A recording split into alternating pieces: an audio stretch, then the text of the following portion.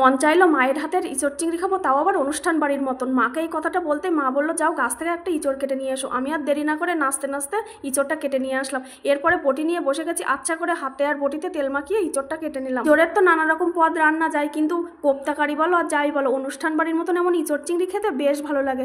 যাই হোক, ইঁচড় আলু সব কাটা হয়ে গেছে, এরপরে পেঁয়াজ রসুনটাও কেটে নিলাম। এদিকে মা কিন্তু সেদ্ধ করতে বসিয়ে দিয়েছে ইঁচড়টা।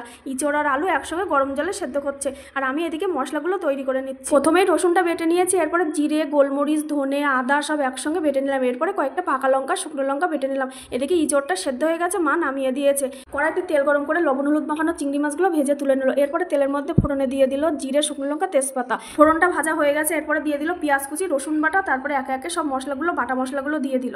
এরপরে একটু টমেটো কুচিও দিয়ে দিলাম, তারপরে অল্প একটু জল দিয়ে মশলাটা কষিয়ে এবার ইঁচড়ের সঙ্গে মশলার সঙ্গে কষিয়ে নিয়ে এবার পরিমাণ মতন জল দিয়ে ঢাকা চাপা দিয়ে দিল। এরপর সবশেষে গুঁড়ো গরম মশলা মেশালেই রেডি অনুষ্ঠান বাড়ির ইঁচড় চিংড়ি।